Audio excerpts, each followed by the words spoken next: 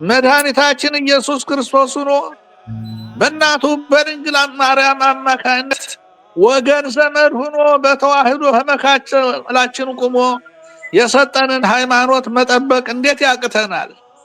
ክርስቶስ ደግሞ መሪ ሰሪ ብሎ በጎችን፣ ጠቦቶችን፣ ግልገሎችን አደራ ብሎ ለካህናት ለቤተ ክርስቲያን ሰጥቷታል።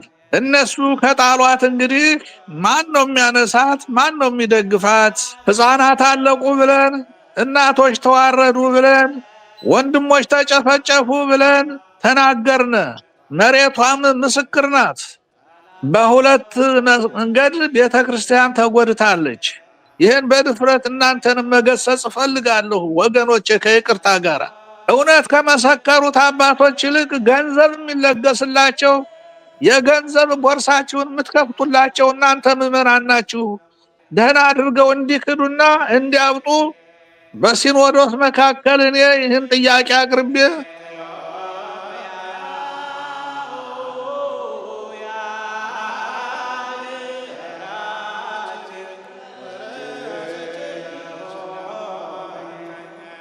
ብፁዕ አባታችን ብፁዕ አቡነ ሉቃስ ማናቸው? የት ነው የሚኖሩት? የት ሀገረ ስብከት ሊቀ ጳጳስ ናቸው? የሚለውን ማብራሪያ የሚያስፈልገው ጉዳይ አይደለም። በተለያየ ጊዜ አገር ቤተክርስቲያን ስላለችበት ሁኔታ የተሰማቸውን ስሜት ያለ ይሉንታ፣ ያለ ሀፍረት፣ ያለ መሰቀቅ በጥናት ሲገልጹ ነበር የቆዩት። ሰሞኑንም በተለያየ ሚዲያ አዲሱን ዓመት በማስመልከት መልእክት ሲያስተላልፉ ስለነበር ከምዕመናን የተሰወሩ አባት ስላይደሉ ማስተዋወቅ አያስፈልገኝም። ከዚህ በመቀጠል አባታዊ ቡራኪዎትንና መልእክቶትን እንዲያስተላልፉ ወደ ብፁዕነቶ ነው መድረኩንም አስተላልፈው ለ15 ደቂቃ ያህል ብፁዕነቶ ቡራኬ እንዲሰጡና መልእክት እንዲያስተላልፉ በአክብሮት እጠይቃለሁ።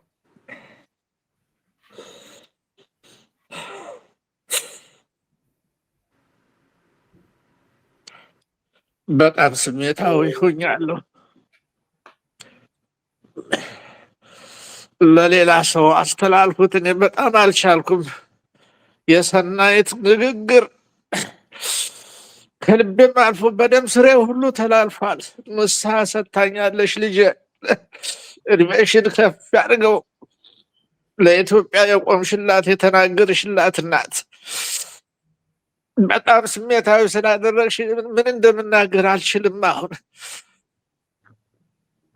ይቅርታ ጋር ሌላ ሰው ጋብዙልኝ፣ በኋላ አመጣለሁ።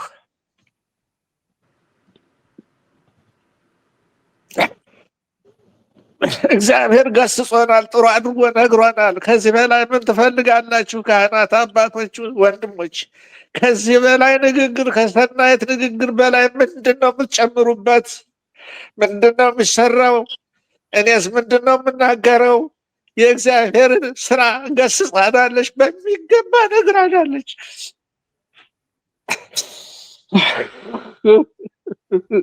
ኢትዮጵያ ኢትዮጵያ ኢትዮጵያ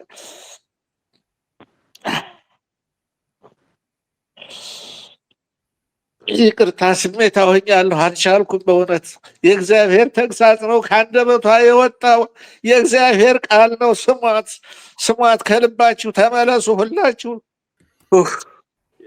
የእህታችን መልእክት አሁን አባታችን እንደተናገሩት ሁሉንም ሰው ሕሊና የሚበረብር እውነት እውነት በክርስቶስ ፍቅር ከመታተም በቤተ ክርስቲያን ፍቅር ከመንደድ የመነጨ እንባ ነው። በአንድ ወቅት አንድ ሊቀ ጳጳስ ብዙ ከተከራከርን፣ ከተወያየን፣ ከተነጋገርን በኋላ መስማማት ሲያቅተን እንባችን ጎርፎን ይወስዳችኋል ብያቸው ነበር። ዛሬም ይሰሙ ይሆናል በሕይወት ስላሉ። ይሄንን እንባ ነው እኔ ጎርፎን ይወስደናል ብዬ የምፈራው። በየማጀቱ የሚፈሰውን በየማጀቱ በየመደቡ መሬት ተኝተው በሚመች ሀገር መሬት ተኝተው የሚያለቅሱ ምዕመናን እንባ እንዳለ ማስተዋል መሳናችን ነው ችግር የሆነውና ወደ አንጋፋው አረጋዊው ብፁዕ አባታችን ነው መመልሳችሁ። አሁን መልእክት ማስተላለፍ ይችላሉ ብዬ ገምታለሁ። ካልቻሉ እንግዲህ ድምጻቸውን ካሰሙን እንቀይራለን። ግን አሁን የእርሶ ጊዜ ነው፣ መልእክት ማስተላለፍ ይችላሉ። በስመ አብ ወወልድ ወመንፈስ ቅዱስ አሐዱ አምላክ አሜን። ቸሩ መድኃኔዓለም ለእኛ ስትል ስላደረግከው ቸርነት ሁሉ እናመሰግንሃለን አምላካችን። አሜን። በማንኛውም ቦታ በማንኛውም አንተ ሳትናገር ምክርህን ዘለፋህን ሳታስቀድም ስራ ሰርተህ አታውቅምና ዛሬም እህቶቻችን በሚገባ መምህራን ሆነው የጉባኤ አባቶችን መስለው እውነተኛውን መልእክት ለቤተ ክርስቲያን አስተላልፈዋል። ከነሱ የተሻለ ዕውቀት ላመጣም አልችልም። በእውነት ምስጢሩን መንፈስ ቅዱስ ገልጾላቸው በሚገባ ገልጸውታል። እግዚአብሔር ቃለ ሕይወት ያሰማችሁ፣ የኢትዮጵያን ብርሃን ያሳያችሁ እናቶቼ። የኢትዮጵያን ጉዳይ ቅድም እህት ማረታ አንስተዋለች። በኃያላን ስር ከወደቀች 75 ዓመቷ ነው።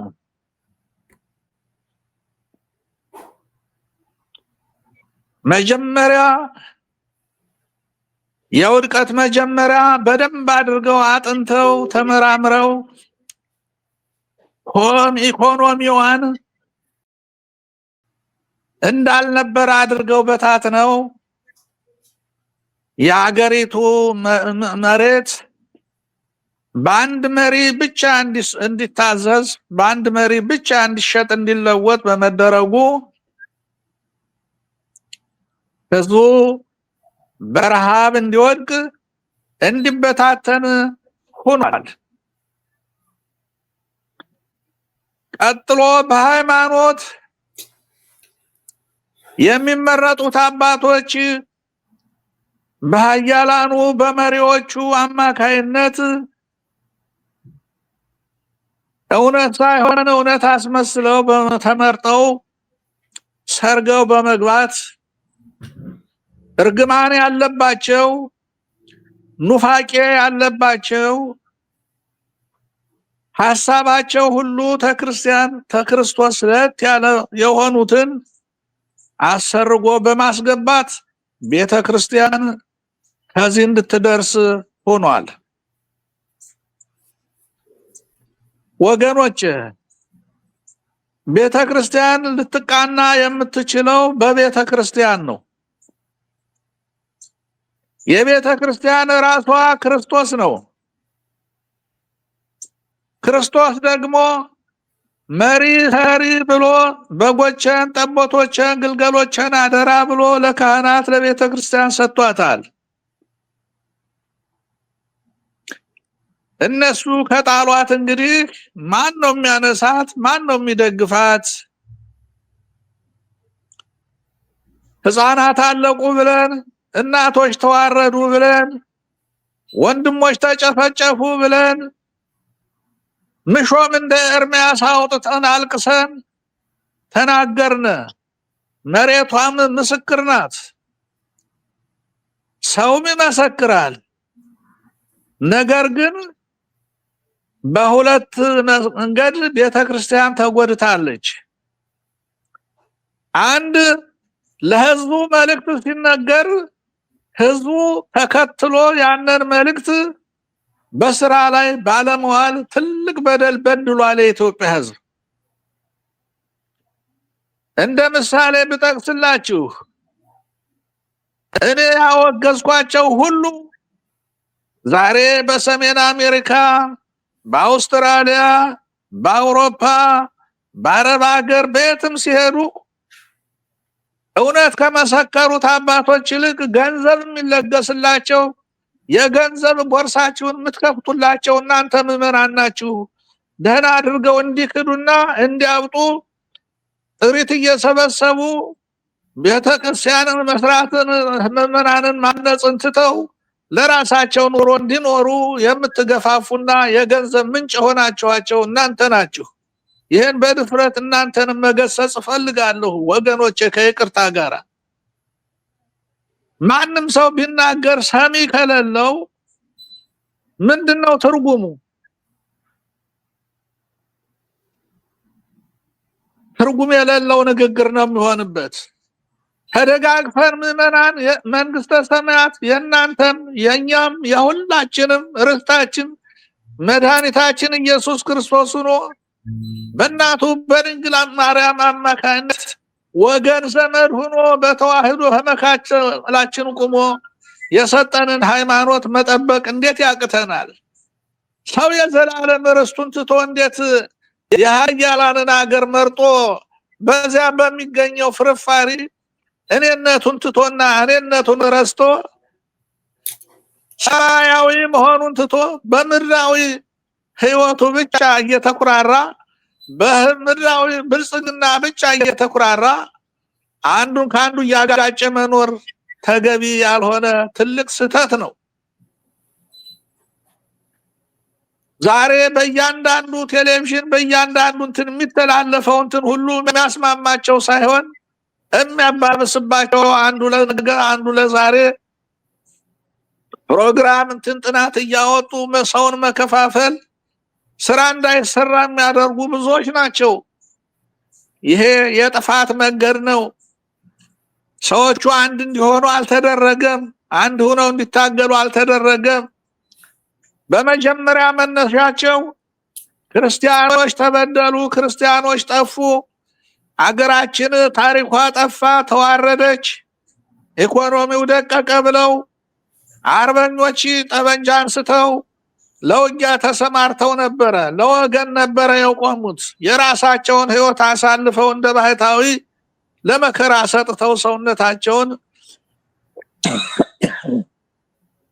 ነበር የጀመሩት። በመካከል ግን ሰዎችን አስርጎ በማስገባት በወገን በዘመድ አዝማድ ገንዘባቸውን በሰፊው በመስጠት በመከፋፈል ዛሬ የገንዘብ ጥም ያደረባቸው አንዳንድ ደግሞ አገራቸውን የጠሉና ወገናቸውን ደም ለማፍሰስ የተጉ ሆነው እያየናቸው ነው። ለገንዘብ እንጂ አሁን ለወገን እንደማይሰሩ በብዙ መልኩ አይተናቸዋል፣ አረጋግጠናቸዋል። የሆነ ሆኖ አሁንም የናንተ አባት መድኃኔዓለም ኢየሱስ ክርስቶስ የናንተን ልቅሶ የናንተን እንባ ተመልክቶ በቤተ ክርስቲያን እውነተኛ መስዋዕት እንዲሰዋ እውነተኛ ትምህርት እንዲሰጥ እግዚአብሔር ካልለወጠልን በስተቀር በሰው አካሄድ እጅግ ደክመን አልሙተናል። መጀመሪያ የወያኔዎቹ መሪ ወደ አዲስ አበባ በገቡ ጊዜ በሲኖዶስ መካከል እኔ ይህን ጥያቄ አቅርቤ የዓለም አብያተ ክርስቲያናት የምትመራው በሁለት በሶስት ሰዎች ሲሆን የኛ ቤተ ክርስቲያን ግን ከዓለም ተለይታ በሺህ የሚቆጠር ሰው እንዳለ ተጎድጉዶ ገብቶ ሁሉ ጊዜ በጭቅጭቅና በስቃይ የምትኖረው ለምንድነው? ለምንድነው በተወሰነ አገልግሎት በጠራ ትምህርት ለምንድነው የማትገለገለው የሚል ጥያቄ አቅርቤ ነበረ። ይሄውም ያ መንግስት እንደገባ 4500 ትጥቃቸውን እንዳለ ክህነታቸውን የጣሉ ያፈረሱትን በክህነት ስራ አሰማርቶ ደሞዝ እንዲያገኙ ስላደረጋቸው የታወቀ ሀቅ ስለነበረ ከዛን ጊዜ ጀምሮ ክህነቱ ተዋርዷል። በከተማው የሚታየው ነገሩ ሁሉ ዝቅ ብሎ እየታየ ምን አለበት የሚል ቋንቋ ገብቶ ወደ ዓለማዊ ወደ ሳይንሳዊ ሄዶ ቤተክርስቲያን በእውነተኛ መስዋዕት ተሰውቶ ለእግዚአብሔር ቀርቦላት አያውቅም። ይህ ባልሆነበት ምክንያት እንዴት ብሎ ነው ቤተክርስቲያን እንደዚህ ብላ ተጎሳቁላ ክህነት በውስጧ ሳይኖር ይሄ ሁሉ አይነት ጉድ እየተሰማባት ብዙ ነገር እርስ በርሱ የመሻሻጥና የመለዋወጥ ስራ እየተሰራባት በአደባባይ እየተነገረ አንዱን አንዱ በሙስና ሽጦ እየበላ ይሄ እየተሰማ ይህ ባለበት ሀገር እንዴት ብሎ ነው እግዚአብሔርን መጠየቅስ የሚቻለው? እንዴት አድርጎ ይከብዳል። እጅግ ጨለማ ነው። እጅግ ጨለማ ነው። ይህ ጨለማ መወገድ የሚቻለው ከቤተ ክርስቲያን ላይ ነው። ቤተ ክርስቲያን ንጹህ መስዋዕት ስታሳርግ ከእንዲህ ያለ ከክፉ ስራዋ ስትመለስ ያን ጊዜ እውነተኛ መስዋዕት በፊቱ ሲቀርብ ነው ምህረት የሚወርደው። ያለዛ ለቤተ ክርስቲያን የመጣው መከራ ለምእመናን ወርዶ ተርፎ እነሆ ሕፃናቱን ሳይቀር ለመከራ ለሰማዕትነት ዳርጓቸዋል። ወገኖች እኔ ብዙ መናገር ዛሬ ብዙ ነገር ለማለት የሚያስችለኝ ሆኖ አላገኘሁትም።